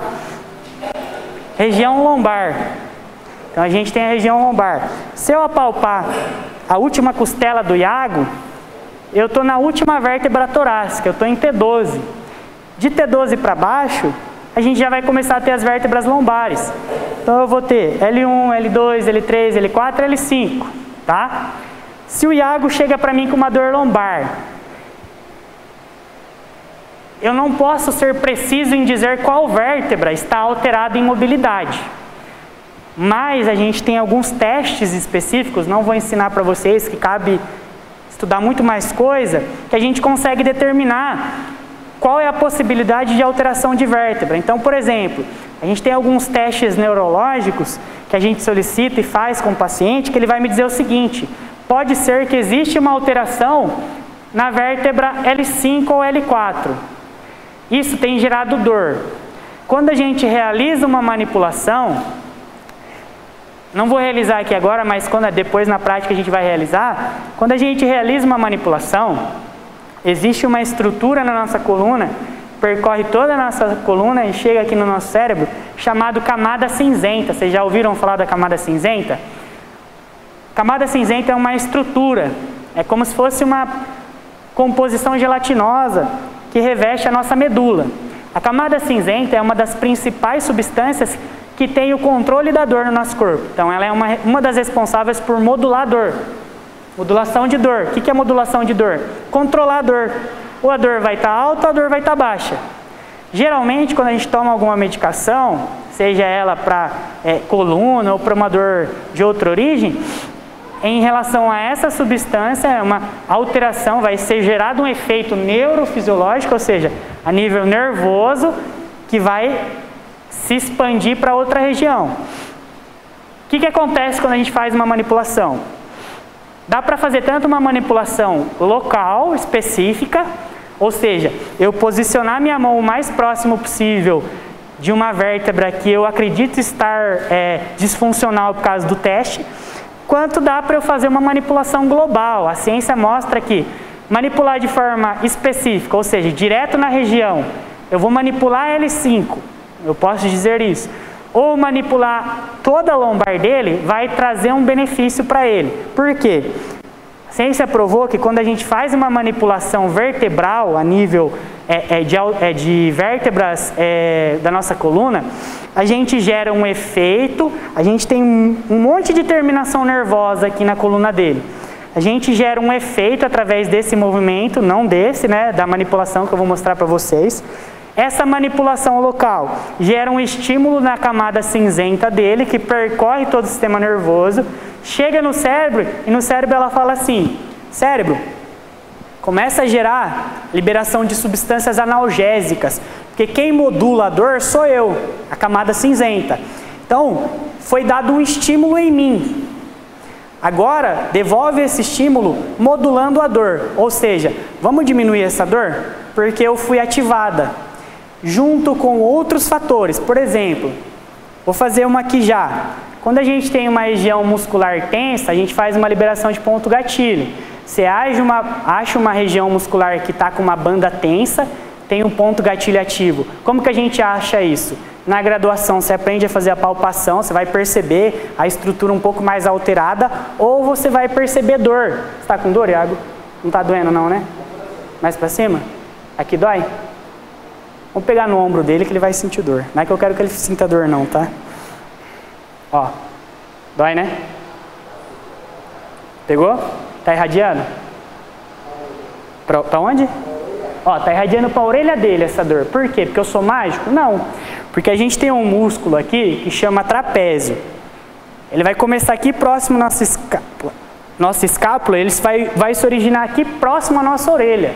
Ele percorre todo esse trajeto. Quando eu dou um estímulo no ventre dele, que é na porção mais muscular, olha o pé dele batendo lá. É porque tá gostoso. Tá muito gostoso. Eu estou judiando do meu paciente? Não. Eu estou dando uma pressão dentro do suportável dele. Por que que está doendo aqui na orelha dele? Já ouviram falar em dor irradiada? A dor dele pode ser aqui, mas tem origem aqui. Por quê? Porque é o trajeto do músculo. Soltei aquela estrutura muscular, 40 segundos a 1 minuto ali, pode colocar o cotovelo também, fazer uma liberação mais superficial, usar um raspador para fazer liberação. Levanta um pouquinho, isso não precisa tirar, mas levanta um pouquinho. Pode chegar mais perto aqui para vocês verem uma coisa. Vocês estão observando que ficou vermelho aqui a região que eu soltei? Isso aqui é uma resposta de aumento de oxigenação e circulação local. É um estímulo, chama hiperemia. A gente conseguiu fazer com que venha mais sangue e que as células respirem melhor. Quando a gente faz isso, a gente consegue liberar aderência, liberar dor, liberar substâncias que gerem analgesia. A manipulação é como se fosse isso aqui, só que dentro da coluna. Entende? Então, quando eu gero uma manipulação, seja uma mobilização, isso aqui também é quiropraxia. Quiropraxia não é só ajuste que gera estalo. Quando eu mobilizo uma articulação, eu consigo já, lógico que a gente vai ver isso mais na prática lá, mas só para vocês terem uma noção. Isso aqui é muito gostoso. Ou eu posso trabalhar aqui, ó, um ligamento dele, ó. Não existe problema em colocar a mão em coluna, tá, gente? O problema é você fazer força, apertar com força. Aqui eu estou descarregando uma pressão aceitável, tá? Então o que eu estou fazendo aqui? Eu estou estimulando a camada cinzenta dele. O corpo está trabalhando, ó, inteligência inata, o corpo está trabalhando por conta própria. Significa que a gente tem a capacidade de gerar alterações físicas? Não, a gente está trabalhando algo que dói. Gerou esse estímulo, sobe para o cérebro devolve em um estímulo parecido. Já até saiu, ó, tá vendo como saiu? Não está mais vermelho. Aumentou a perfusão sanguínea. Aqui a gente está aumentando o estímulo do sistema nervoso em relação à camada cinzenta. O que isso traz para a gente? A gente aumenta a melhora da dor. Então, tipo, a dor começa a diminuir. Aí você diminui dor, você melhora a função. Ou a mobilidade dele está diminuída, você consegue melhorar a mobilidade dele. Às vezes, o Iago é raro ele sentir dor. Ele chega para mim quando ele apronta alguma, né? Aí eu fui... O que ele fez aquela vez lá? Ele estava segurando quantos quilos para cima? 110. Aí ele soltou de uma vez, pegou no ombro e começou a sentir dor na região anterior do ombro. Só que o Iago, mesmo trabalhando mobilidade, ele tem alguns déficits, como qualquer pessoa tem. Ou, às vezes, ele não tem déficit de mobilidade, mas ele treina de uma forma tão intensa que ele sobrecarrega a musculatura dele. A musculatura fica rígida, fica dolorida, fica tensa. Então, quando a gente realiza esses trabalhos manipulativos, a gente consegue gerar uma alteração muito importante. Gente, não é só colocar a mão e estalar. O que faz melhorar a dor não é o estalo. Tem manipulação que você nem escuta o barulho, mas não significa que ela não aconteça. Entenda isso. Vai fazer o curso de quiropraxia um dia, o paciente, quando ele vai com aquela ideia de quiropraxia a estalo, tem paciente que... Nossa, mas não estalou, né? Significa que não foi efetivo o ajuste? Não, foi. Só que se o estalo é audível, você tem você interpreta o quê? Pô, deu certo, né? Para o paciente que é leigo, ele vai achar que o estalo é que vai melhorar a dor. Só que quando a gente faz esse trabalho manipulativo, a gente gera uma informação neurofisiológica que vai melhorar a dor dele. Precisa fazer só quando sente dor? Se você for tratar um paciente que não é atleta, é recomendável que você manipule. Se vocês quiserem sentar, tá, gente? Pode levantar. É necessário que você manipule só se houver um déficit de mobilidade. Já um atleta, você pode gerar uma mobilização. É gostoso ou não é fazer uma mobilização, uma manipulação articular? Como vocês estão em poucas pessoas, vai dar para fazer em todo mundo aqui se vocês permitirem. Vocês vão perceber que é gostoso pra caramba. A sensação de alívio é basicamente imediata. Se você está sentindo uma dor, dependendo da avaliação, você consegue melhorar bastante o nível doloroso do paciente. Então, a gente não faz só algo que vai gerar, o que melhora é o barulho. Não, a gente está modulando dor, a gente está trabalhando com o sistema nervoso. Olha a importância de você trabalhar com uma manipulação. Você evita tomar um remédio forte ou caro através de uma manipulação. Você consegue melhorar a dor dele, do paciente. E aí, uma das principais funções para quem é atleta, melhora a mobilidade. Vocês lembram que lá atrás a gente falou sobre complexo de subluxação? Ele entendia que existia uma vértebra fora do lugar. Hoje, a teoria mais aceita, e é uma teoria, a gente busca os estudos para tentar entender isso, é os conceitos de hipermobilidade e hipomobilidade. O que é hipermobilidade? Vamos falar da hipomobilidade primeiro. Se você tem uma região da sua coluna que tem um movimento diminuído, automaticamente, vamos usar a lombar do Iago de exemplo de novo. Iago está com uma mobilidade diminuída na região lombar porque ele está com dor. Aí o que ele faz? Ele sobrecarrega outras estruturas para suprir a ausência dessa mobilidade diminuída. Vamos usar o exemplo de um ombro. Faz um movimento qualquer que você faça, tipo um snatch, que você faça a rotação com a adução. Ó, esse movimento é um dos que a gente mais usa dentro do CrossFit. Tá vendo o que ele faz? Ó, ele abre o braço e roda para fora. É uma rotação com uma adução, uma rotação externa com uma adução. Se ele não tem, faz e fica, além da linha da cervical, até onde você conseguir. Exagera, exagera. Ó, tá vendo a mobilidade dele? Michele, vai ali para mim fazendo um favor. Faz overhead aí e joga a mobilidade lá para trás. Fica de lado para eles poderem ver. De lado para eles. Aí. Não, mas um pouquinho menos. Aí. Aqui, gente. Aqui, ó. Ué, como eu tava? Não, mas senão os meninos não vê. Faz o máximo que você consegue de amplitude. Pode ir? Abre mais a pegada. Ó, ela ainda tem uma mobilidade boa. Mano, faz e fica. Sem ir. Faz e fica. Acima da cabeça aqui. Estica o braço. Ó. Faz e fica. Ela tem uma mobilidade boa. Tem alguém que faz... É que eu peguei uma praticante de CrossFit também. Tem alguém que não faça CrossFit aqui? Elinho, vem cá, faz um overhead pra mim aí e segura. Vamos ver se a mobilidade tá boa. Ou eu vou pegar todo mundo que tá com uma mobilidade boa hoje aqui. Faz o máximo que você consegue com o braço esticado. Ó, segura aqui. Agacha agora. Olha a dificuldade que ele tem para agachar. Agacha até quebrar a paralela, se você conseguir, mesmo de calça jeans. Ó, tá vendo a dificuldade que ele tem? Faz o agachamento agora pra mim. A sacada foi boa. Faz e faz o agachamento. Olha a diferença. Faz e segura. Tenta melhorar a sua... isso aí, ó. Olha a diferença. Por quê? Porque ele tem um trabalho de mobilidade. Se você melhora a mobilidade, lógico, ele não tem o hábito de fazer esse tipo de exercício. Mas até a Michele, faz o... Ah, você tá de calça aí, né? Vai dar? Faz o overhead aqui pra mim e agacha. Faz overhead e agacha. Tenta melhorar a sua postura. Não precisa jogar tanto para trás. Faz em cima da cabeça. Desce. Ó, tá vendo como ela já tem uma dificuldade? Ela joga o joelho mais à frente. Pode ir de novo. Ó o joelho dela passando a linha do pé. Isso, 2, 3 vezes sem carga, não tem problema. Imagina com 100 quilos você sobrecarregando a articulação do joelho e quadril.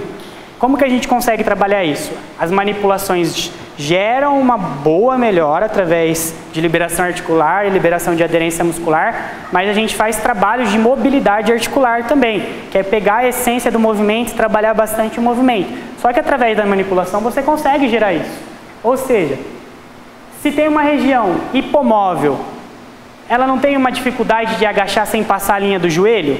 Se ela fizer 100 agachamentos livre para mim, sem carga, ela está sobrecarregando uma outra região, ou seja, ela sobrecarregou o joelho para suprir uma ausência de mobilidade de ombro e torácica. Fica fácil de entender assim? Aí a gente tem uma outra questão. Além da hipomobilidade, a gente tem a hipermobilidade, que é o quê? Geralmente isso a nível de vértebra. Se tem uma vértebra que está trabalhando com dificuldade ali de movimento, as 2 vértebras acima ou as 2 vértebras abaixo vão ter que trabalhar mais. Elas tendo que trabalhar mais, elas se sobrecarregam mais. Elas se sobrecarregando mais, elas geram uma alteração em outras estruturas. Dor, disfunção, diminuição de movimento, e inúmeras outras alterações. Ou, por exemplo, a gente agachou com um cano de PVC aqui. A barra masculina tem 20 quilos. Aí você pega uma barra com 20 quilos, já pode ficar mais difícil. Aí imagina jogar 100 quilos para cima, que são os levantamentos olímpicos que a gente faz. Pausa? Não? Então tá bom. Então a gente faz um trabalho de melhora da mobilidade dentro do esporte, a gente consegue evitar alguns fatores aí. E aí a gente tem, dentro da quiropraxia, isso a nível americano, a gente tem 3 pessoas aqui que alguma delas vocês devem conhecer. Usain Bolt, inclusive aqui ó, é um pós-treino, ele passando por uma sessão de quiropraxia. O fisioterapeuta tanto faz a liberação dos pontos gatilhos, o que a gente fez, eu fiz bem rápido ali no Iago, quanto a manipulação articular. Por quê? A gente consegue trabalhar músculo com manipulação? A gente consegue. Por quê? Na frente vocês vão ver que manipular uma articulação gera todos aqueles estímulos e gera uma liberação da tensão muscular. Um músculo tenso, dolorido, é capaz de se liberar a tensão dele quando você manipula. Mas ainda assim é bom, às vezes, previamente você fazer o trabalho de liberação muscular para depois fazer uma manipulação. Um é melhor que o outro? Não, os dois se complementam, tá bom? D.D. Palmer trabalhava só com a manipulação. Quiropraxistas e quiropratas, Estados Unidos e Brasil, trabalham hoje com manipulação e liberação manual de tecido mole, mas ainda assim eles usam como base mais a manipulação. Eu tenho a formação de quiro e tenho a formação de liberação e manipulação de tecido. Qual que eu vou usar? Eu vou usar o que dentro da minha avaliação eu vou achar mais criterioso para usar ali. Pô, se eu posso trazer um benefício na fáscia, no músculo, por que eu vou só manipular, sendo que eu posso proporcionar mais benefícios? Tom Brady, o atual campeão da Liga Nacional Americana de Futebol, então o futebol americano, esse cara, alguém aqui acompanha bastante futebol americano? Eu já acompanhei mais. Você acompanha, não acompanha? A idade dele, se não me engano, ele tem 42, né? Esse cara aqui, ó, ele tem 42 anos. Ele joga como quarterback, que é o arremessador. Vocês já viram, tiveram um pouquinho de noção do futebol americano. Pancada o tempo todo, impacto o tempo todo. O movimento de lançar é um movimento que agride muito a articulação do ombro. É igual ao movimento de rebater no tênis, você tem muita agressão de articulação. É uma agressão natural do esporte. Ele passa porque ele ainda joga, ele é atual campeão, o nível de campeonato de futebol americano lá é o nosso campeonato brasileiro aqui. Ele foi campeão dos Estados Unidos de futebol americano, com 42 anos, é uma lenda, é como se fosse o Messi de futebol, porém ele passa por sessões praticamente diárias de quiropraxia, e ele fala que se não fosse pela quiropraxia ele não conseguiria jogar hoje. Alguém aqui conhece o golfe? Tiger Woods. Esse aqui não tem nem o que falar, porque ninguém conseguiu chegar no nível dele. No nível do Tom Brady, tem alguns outros aí que ainda conseguiam bater de frente com ele. O Usain Bolt também não tem ninguém que chegou nele ainda, pelo menos até onde eu saiba. Mas esse cara aqui, ó, não tem igual. O movimento de rebatida do golfe é basicamente o mesmo movimento de rebatida de um tênis, né? De um movimento com a raquete. Também passava constantemente por sessões de quiropraxia. Por que eu estou trazendo isso? Para dizer que a quiropraxia é a unanimidade nos tratamentos? Não, mas se esses caras aqui, que são referências nos esportes deles, passam por esse tipo de tratamento, a gente tem que entender que... E eles são o que são por causa disso? Não, eles têm um dom especial. Só que para manutenção de qualidade de vida, para o cara jogar com 42 anos... em um esporte que os atletas se aposentam com 30, 32, tipo assim, já no fim da carreira arrebentado, significa que ele se preocupa com a saúde dele. Papel da terapia manual. A gente temos aqui a nossa cobaia ali, né? Os 2 cobaias nossos ali, vocês vão ver que eu vou usar bastante eles aí. Ficou até vermelho ali, isso que nem apareceu o rosto dela direito. Aqui a dígito compressão, né? Tanto na lombar quanto na cervical. Técnica de compressão isquêmica é basicamente o que eu fiz ali. Você encontra uma região tensa, uma banda tensa ou dolorosa, acha esse ponto. A gente tem inúmeras formas de liberar esse ponto. Compressão isquêmica, então a dígito pressão, você aperta, tá doendo? Tá. 40 segundos a 1 minuto, parece uma eternidade dependendo da região. Começou a amenizar a dor, ou o paciente começou a falar para você que está de boa, ou você vai sentindo que o músculo vai ficando mais tranquilo, pode parar por ali, ou esperar dar o tempo mesmo ali de 40 segundos a 1 minuto. Pode usar cotovelo, eu gosto bastante de usar cotovelo mais em musculaturas maiores ou mais densas. Por exemplo, o glúteo é bem difícil você pegar o ponto com o dedo às vezes. Então eu gosto de usar o cotovelo. Dá para usar uma liberação mais suave, pega um creme ali, faz um deslizamento, dá para usar raspador para fazer o mesmo deslizamento. Tem uma técnica que chama pompagem também, que você faz um trabalho ali de estimulação da musculatura. Eu particularmente gosto mais do ponto gatilho, por quê? Porque ele é mais rápido. Então assim, você apertou, melhorou a dor, acabou. Você não precisa ficar tanto tempo ali. Geralmente eu finalizo com o quê? Faço a liberação do ponto gatilho mais ativo com a dígito compressão isquêmica, gerando maior perfusão, oxigenação, maior circulação. Aí depois eu pego e dou uma soltadinha bem tranquila ali também, só para dar uma relaxada.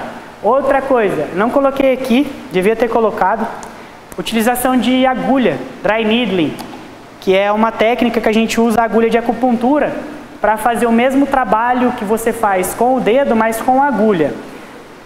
É melhor ou pior? A ciência fala que ela não é mais efetiva que a dígito compressão, mas que ela tem sua efetividade.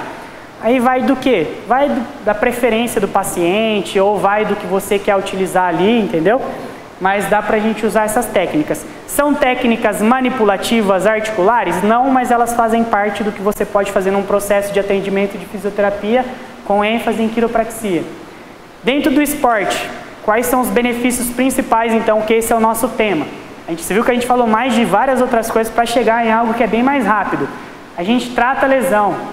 Se o atleta está lesionado, lesado na verdade, o lesionado não existe. Se ele está lesado, ele não vai performar como ele deveria. Ele perde treino, ele perde performance, ele perde campeonato.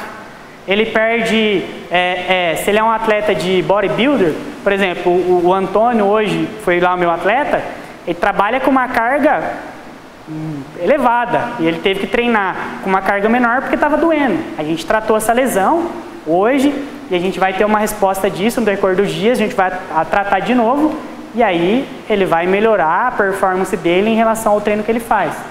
Reduzir fator de risco para possíveis lesões. A gente não previne lesão. O termo prevenir pode ser usado? Pode. É clássico, é corriqueiro. Mas não existe uma forma de prevenir lesão. Existe um estudo de um excelente profissional que trabalha com esporte, lesão, ele chama Josemir Dutra, chama Programa Minimizador de Lesão. Ele fala, não existe como prevenir lesão, existe como a gente reduzir os fatores de risco para gerar uma lesão. Através da quiro a gente pode fazer isso? Pode, por quê? O paciente está com dor, tratou a lesão, mas ainda tem dor. A dor impede dele executar o movimento em alta performance. Aí ele começa a compensar uma outra região fazendo o movimento. É um fator de risco para uma lesão. Por exemplo, dor lombar é fator de risco, aliás, dor cervical é fator de risco para dor lombar.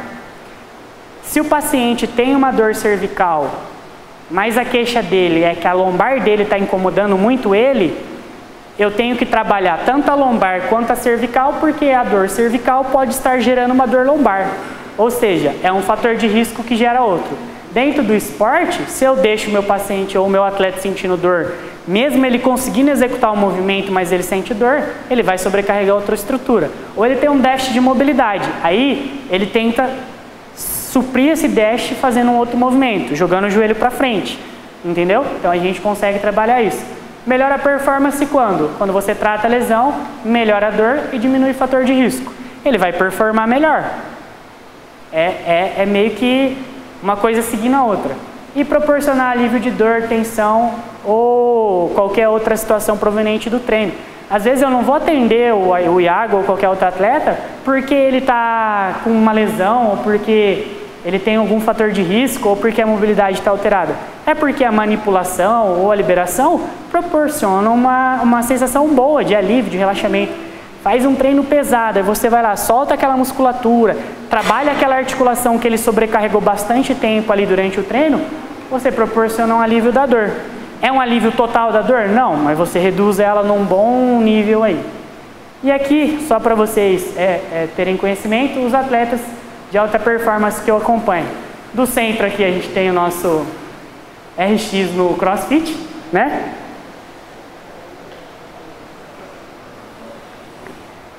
O Iago já participou de algumas competições regionais aí. O CrossFit, qualquer pessoa que pratique ele e possa competir, pode se considerar um atleta. Então, por exemplo, o Iago, ele não é um atleta profissional a nível de patrocínio ainda, né? De patrocínio, de marcas, mas ele é um atleta de CrossFit. Ele pode competir tanto a nível nacional, no campeonato nacional, dependendo da classificação dele. Óbvio que a gente tem atletas aí que vivem disso, mas dependendo da classificação ele pode ir subindo até competir na mais alta competição do CrossFit. Eu tenho aqui o Antônio, ele é um atleta de fisiculturismo. Ele compete no Men's Physique, que é uma classe, 2 classes ou 3 ainda abaixo do bodybuilder, aqueles bem mais monstrão lá. Ele, não sei se ele vai querer subir um dia de categoria. Ele, nessa competição aqui que foi esse ano, foi esse ano ou ano passado? Foi esse ano, né? Nessa competição aqui desse ano, pela primeira vez competindo a nível nacional, ele já ficou em 2º lugar na categoria dele. Ele perdeu por pouca coisa de diferença. Pouca coisa de diferença que eu digo, critérios de avaliação de densidade muscular, performance, essas coisas aí mais específicas do esporte. Mas assim, na primeira competição a nível profissional dele, ele já ficou em 2º lugar. A expectativa que a gente tem nele daqui pra frente é muito grande, porque a maioria dos árbitros aí da Federação Brasileira falam que ele tem um potencial enorme de ser um campeão brasileiro e até competir. Na verdade, essa competição já garantiu para ele a classificação para o Sul-Americano. Então ele já vai subir em uma classificação de campeonato internacional. E aqui eu sei que a foto está bem difícil, gente. A Michelle brigou bastante comigo na hora de montar aqui, ó. Mas esse pontinho amarelo aqui, ó, é a única foto que a gente tem dele. Esse pontinho amarelo aqui é o Wesley. Ele é atleta paraolímpico. Vocês estão vendo o Sochi 2015 aqui? Em 2014, nesse mesmo lugar, foi onde a Laís Silva sofreu o acidente, na Rússia. Isso aqui é ele sendo campeão mundial em 2015. De competições de arremesso de disco e peso, que é a bola, né? A bola faz o arremesso e o disco, onde joga o disco.